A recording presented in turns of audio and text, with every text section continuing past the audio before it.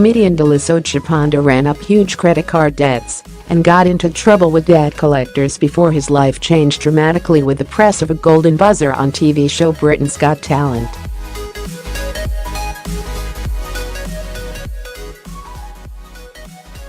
He began his life as the poverty-stricken son of a Malawian refugee, emigrating to England aged 28 to try to fulfill his dream of becoming a successful comedian.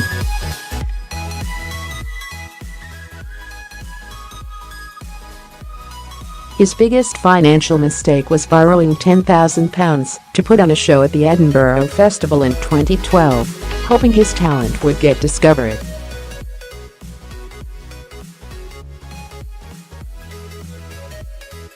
It was not, and eventually he found himself being stalked by bailiffs and debt collectors.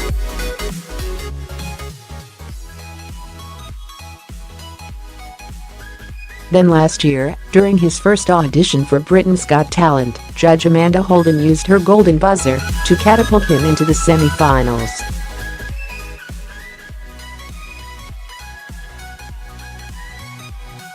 Since he came third on the show, his monthly income has more than quadrupled, and his fortunes have taken a turn for the better.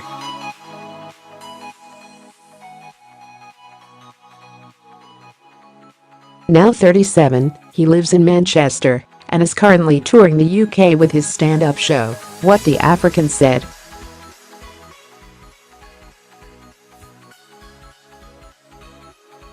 It runs until early June and tickets are available from Ticketmaster.co.uk. What did your parents teach you about money? They tried to teach me to value every penny and be frugal, but I am not sure they managed.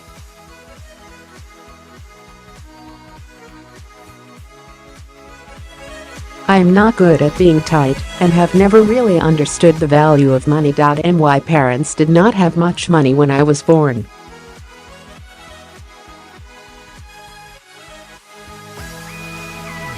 They were refugees in Zambia, and it was a tough time. We always had enough food, but life was a struggle financially.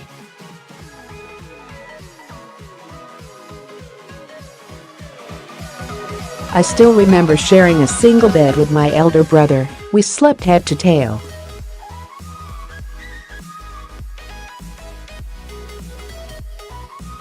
Then, when I was 6 years old, my dad got a good job as an advocate for refugees at the United Nations.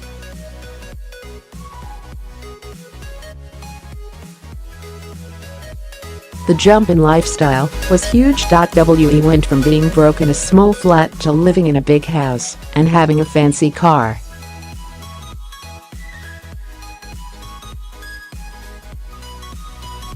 It was bonkers, and because it was so sudden, my dad started spending money foolishly.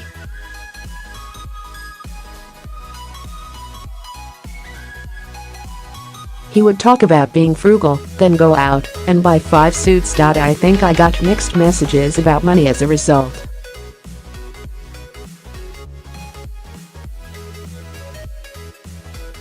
How much pocket money did you get as a child? 100 rand, the equivalent of £10, every 3 months from age 11.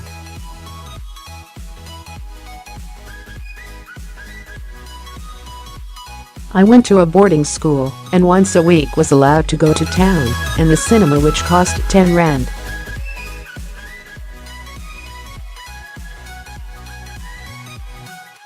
What was the first paid work you ever did? About £50 for a short story I wrote. It got published in Ellery Queen Mystery magazine.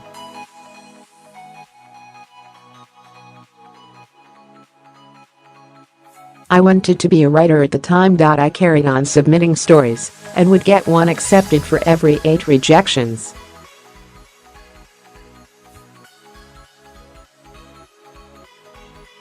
Have you ever struggled to make ends meet? Oh yes, especially when I came to England and was trying to make it as a comedian.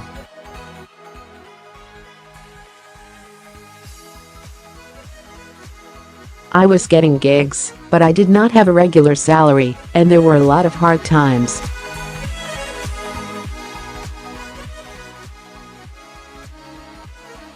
I sometimes had to borrow money from family or tell the landlord my rent would be a week late.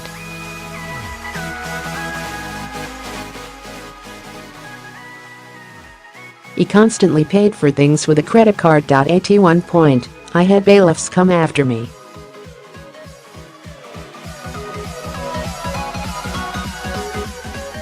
The biggest difference that Britain's Got Talent has made to my life is that it has allowed me to pay off my debts.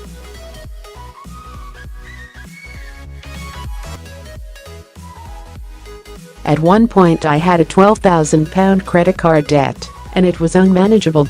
My greatest joy this year has been paying back all the family members I had borrowed money off.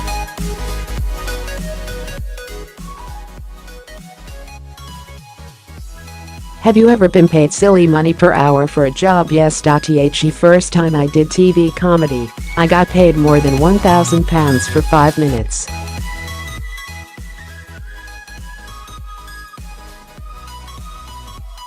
It was absurd. It made me realize why successful comedians do so much TV.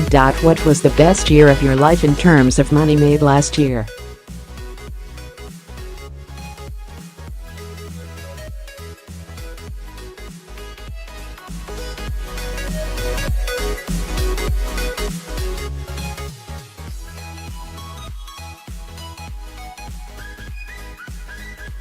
I have recently had a series of shows commissioned for BBC Radio 4 about the relationship between England and Africa.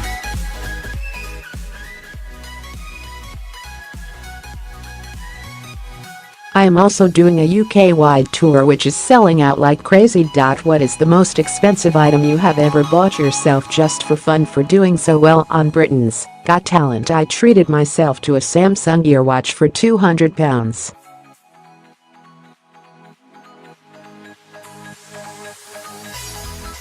What is the biggest money mistake you have ever made? Taking out a £10,000 loan to put on a stand-up show at the Edinburgh Festival in 2012.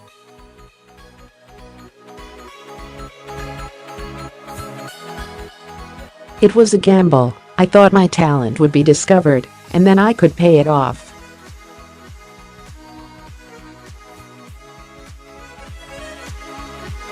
It was a bad decision. It took a long time to get rid of that debt. I had to live off credit cards, and some months I did not manage to make my repayments on time.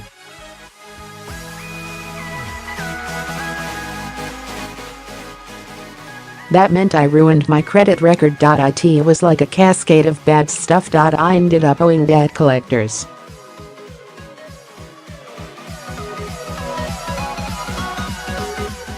Unlike credit card companies, which just send you angry letters, those people stalk you and send ugly messages.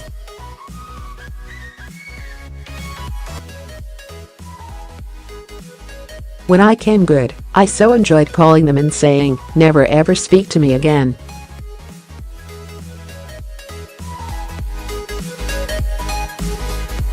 Here is your money and goodbye. Do you save into a pension or invest in the stock market? No.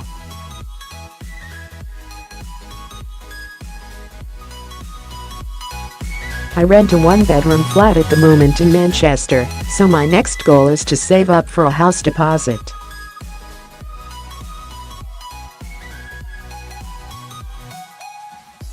Once I have bought my own place, I am going to start thinking about a pension and investing.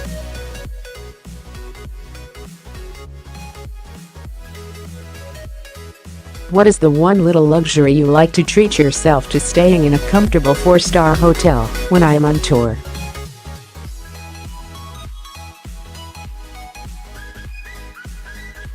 It makes a difference to how I feel when I go on stage. It is an investment so that I do not end up grumpy and tired at the show.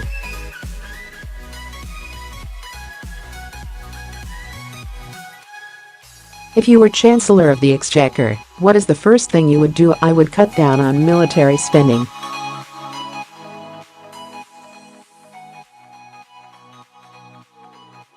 I can understand why America spends so much on defense, because they attack everybody.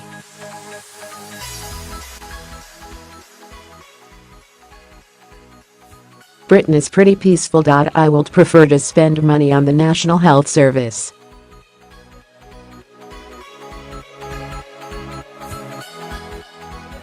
When I first came to England, I could not believe it when people said healthcare was free.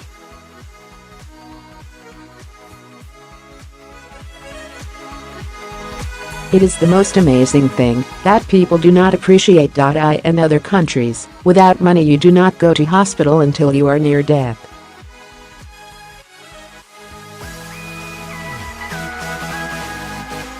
Do you think it is important to give to charity? Yes. I believe in karma.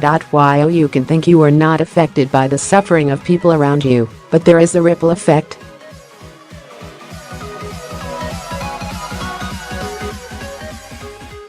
The less suffering in a society, the better we all are. I give to the Red Cross every month because I trust them and I have seen the good work they do in Africa.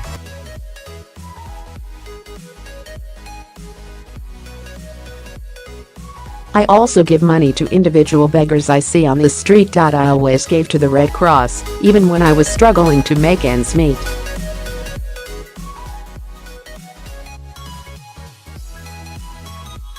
Even when I was broke, I was not destitute, and on the streets. I could still afford to give.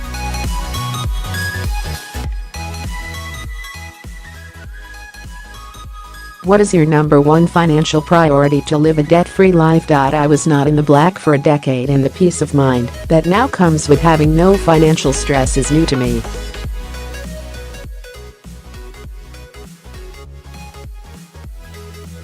Long may it last.